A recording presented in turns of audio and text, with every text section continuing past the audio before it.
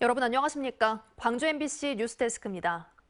국민의힘 윤석열 대선 후보가 광주를 찾아 5.18 국립묘지를 방문했습니다. 윤 후보 방문 전부터 묘지를 지키던 5월 어머니회와 시민들은 윤 후보를 강하게 비판했고 결국 윤석열 후보는 분향단에 이르지 못하고 참배만 한 뒤 발을 돌렸습니다. 우종훈 기자가 취재했습니다. 국민의힘 윤석열 후보가 도착하기 한참 전부터 20여 명의 5월 어머니 회원들은 국립 5.18 민주묘지를 지켰습니다. 검은 마스크를 쓰고 피켓을 든 5월 어머니 회원들은 참배단 앞에 앉아 민주주의를 부정하는 윤 후보의 사과를 거부한다며 묘지를 찾지 말라고 목소리를 높였습니다. 윤석열은 광주에 오지 마라! 오지 마라! 오지 마라! 오지 마라! 궂은 날씨에도 5.18 묘역에 모인 시민들도 추념문 아래에 앉아 윤 후보의 광주 방문과 사죄의 진정성이 없다며 정치쇼를 그만두라고 강하게 비판했습니다. 정말 진정성 있게 한다면 구체적으로 어떻게 무엇을 사죄할 것인지 그런 부분들을 정확하게 메시지를 가져와야 된다고 생각을 합니다. 윤 후보가 국립 5.18 민주묘지에 도착하자마자 강한 비판이 이어졌고 윤 후보는 인파에 밀려 추념문 아래까지 겨우 걸음을 옮겼습니다. 피켓을 들고 앞을 가로막은 시민들의 반대에 윤 후보는 헌화 분향하지 못하고 그 자리서 묵념만 한 뒤 발길을 돌렸습니다. 이 정도로 제가 분향은 못했지만 사과드리고 참배를 할 수 있었던 것이 참 다행이고 그렇게 생각하고 있습니다. 윤 후보의 방문에 대응하지 않았던 5.18 기념재단과 5월 단체들은 윤 후보가 광주를 다녀간 뒤 지극히 실망스러운 사과였다며 사과가 어떻게 공약과 정책으로 구체화되는지 지켜보며 필요하면 행동에도 나설 것이라는 입장을 밝혔습니다. MBC 뉴스 우종훈입니다. 윤석열 후보가 전두환 옹호 발언 등 그동안의 논란에 대해 머리 숙여 사과했지만 시민들이 이 사과를 진정성 있게 받아들일지는 미지수입니다. 윤 후보는 여기서 끝이 아니라고 말하면서 5.18 민주화 운동에 대한 자신의 입장을 밝혔습니다. 윤근수 기자의 보도입니다.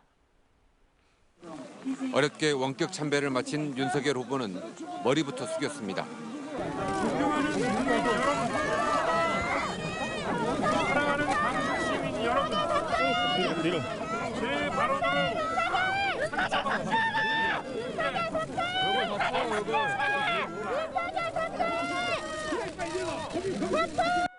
미리 준비한 원고를 읽어내려가며 광주의 희생을 상기하고 정신계승과 국민통합을 다짐했습니다.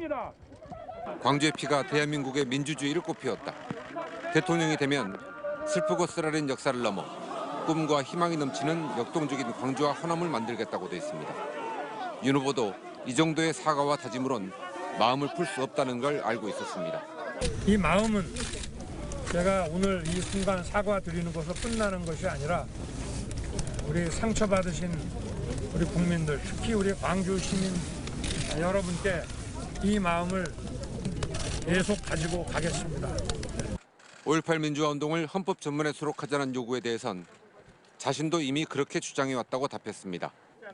5.18 역사 왜곡에 대해서는 표현의 자유는 보장하되 허위사실로 번지를 날조하는 건 허용해서는 안 된다는 원론적인 입장을 밝혔습니다.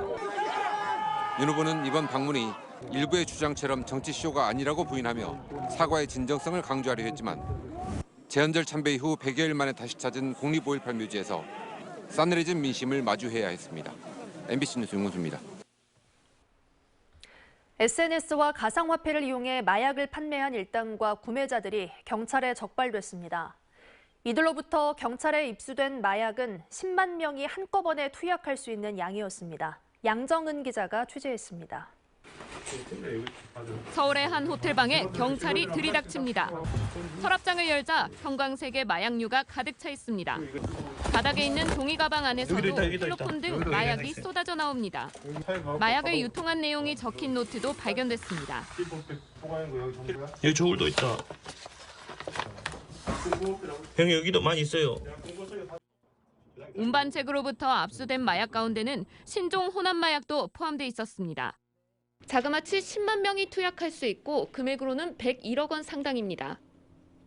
경찰에 적발된 국내 마약 유통 총책 A씨 등 5명은 지난해 9월부터 1년 동안 국제우편으로 밀반 입한 마약을 SNS와 가상화폐를 통해 유통시켰습니다. 이들은 경찰 추적을 피하려고 돈 세탁을 하듯 마약을 팔고 받은 가상화폐 계좌를 여러 개 명의로 옮겨 갈아타는 이른바 믹싱 기법을 활용했습니다. 마약을 구매한 사람들은 대부분 회사원과 대학생 등 20, 30대 젊은 층이었습니다. 경찰은 마약을 산 14명도 불구속 기소 의견으로 검찰에 넘겼습니다. 타선을 검거한 후 휴대전화 포렌식에서 던지기 장소 좌표 사진들이 나왔습니다. 이거를 확인하고 그 주변 CCTV를 확보해서 광범위하게 역추적해서 동선을 파악할 수 있었던 것이 결정적인 단서였다고 생각합니다. 전남경찰청은 필리핀에 있을 것으로 추정되는 해외 마약 유통 총책을 쫓는 등 수사를 확대하고 있습니다. MBC 뉴스 양정은입니다.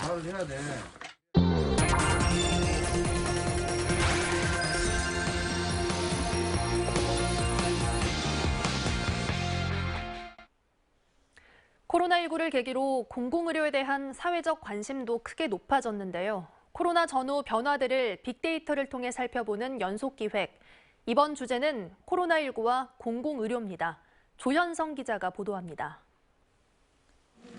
코로나19 4차 유행이 본격화하던 지난 9월 초, 광주 지역 보건의료노조 소속 노동자들이 파업에 들어가며 잠시 일손을 내려놓았습니다. 이들의 핵심 요구사항 중에 하나가 공공의료의 확대였습니다. 무엇보다 생명을 공공의료와 공공의료 인력 확충하라! 그렇다면 코로나19를 전후해 공공의료, 의료 소외 문제에 대한 의료 수요자와 사회적 관심은 어떻게 바뀌었을까? 이를 살펴보기 위해 뉴스 기사 10만여 건과 SNS 데이터 110여 건을 단어 출현 빈도와 의미 연결망 등으로 나누어 분석해 보았습니다. 코로나 발생 이후 공공병원, 공공의료, 공공의대와 함께 간호사, 어려움이라는 단어가 출현 빈도가 크게 높아진 단어 순위에 이름을 올렸습니다. 반면에 코로나 이전 자주 등장했던 영리병원이나 규제, 블록체인이나 기술과 같은 키워드는 출현 빈도가 크게 낮아져 의료 서비스의 공공성을 보다 높여야 한다는 사회적 공감대가 커진 것을 알 수 있습니다. 코로나19는 역설적으로 원격 진료로 대표되는 수요자 중심의 의료 서비스를 더욱 확산하는 계기가 된 것으로도 볼 수 있습니다. 실제로 코로나19 발생 이후 정부가 한시적으로 비대면 진료를 허용하면서 뉴스 기사와 SNS 속에서 디지털과 온라인, 비대면 등의 단어가 자주 등장하기 시작했습니다.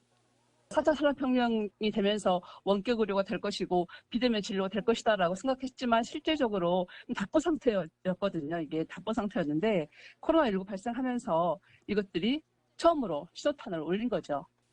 지역이나 소득 수준 등에 따라 격차가 크다는 비판을 받아온 한국의 의료 서비스. 시민의 건강권을 크게 위협했던 코로나19가 우리 공공의료의 새 판을 짜는 촉매제 역할을 할 수 있을지 주목됩니다. MBC 뉴스 조현성입니다.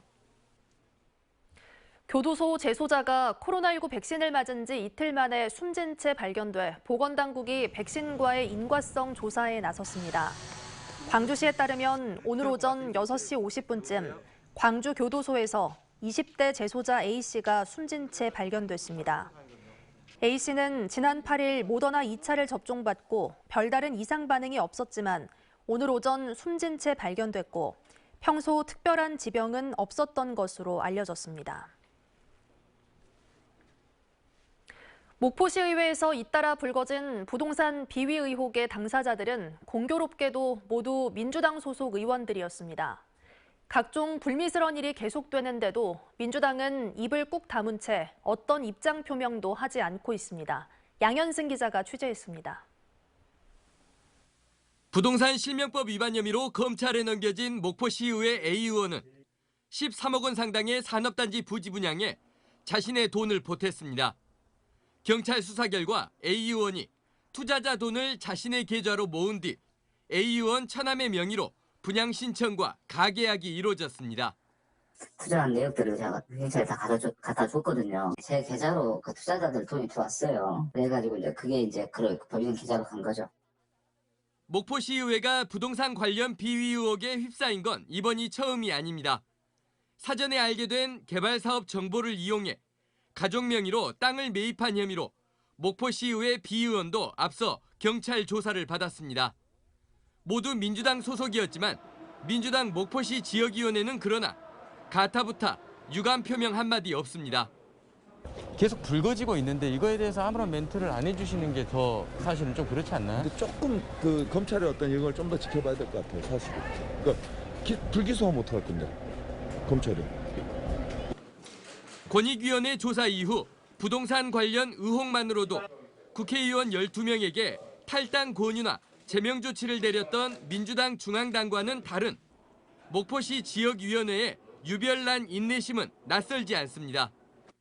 황제 접종 사태에서도 보건소 직원들이 1심 재판에서 유죄를 받으며 접종의 실체가 드러났는데도 시의원들이 부인한다는 이유로 후속 조치는 미뤘습니다.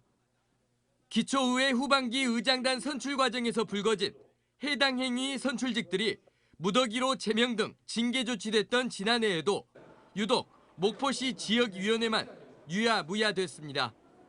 한편 민주당 전남도당 김승남 위원장은 MBC와의 통화에서 목포시 의원 부동산 실명법 위반 사건에 대한 중앙당 조사 의뢰 등 목포시 지역위원회 분위기와는 전혀 다른 후속 조치를 시사했습니다. MBC 뉴스 양혜승입니다. 광주시의회 장재성 의원은 광주도시공사에 대한 행정사무감사에서 첨단 3지구 개발 사업을 공사가 직접 추진하라고 요구했습니다.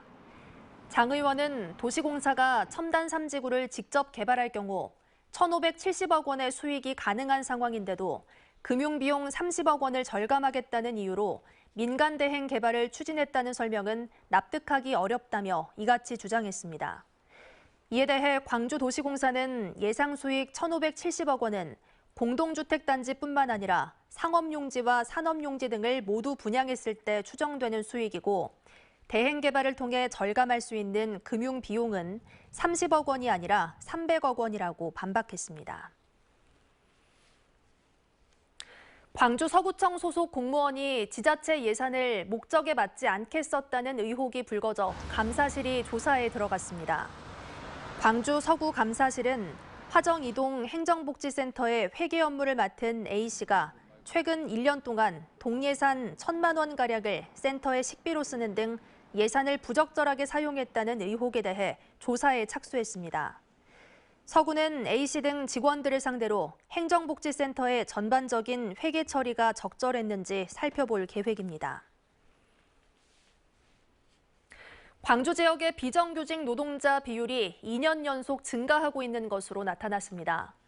광주시 비정규직 지원센터에 따르면 지난해 광주 지역 임금 노동자 56만 6천여 명 가운데 비정규직 노동자는 24만여 명으로 전체 노동자의 43%를 차지하고 있습니다. 이는 지난 2018년 비정규직 비율이 전체 노동자의 37%를 기록한 이후 2년 연속 증가한 수치입니다. 한편 비정규직 노동자 10명 가운데 7명은 임시 일용직이었고 나머지는 계약직이거나 시간제 노동자인 것으로 나타났습니다. 학벌 없는 사회를 위한 시민 모임은 대학 진학 축하금을 폐지하라고 나주시와 영광군에 요구했습니다. 시민 모임은 나주시의 경우 올 3월부터 한 명당 50만 원을 축하금으로 지원하고 있다며 이는 명백한 학력 차별이라고 주장했습니다.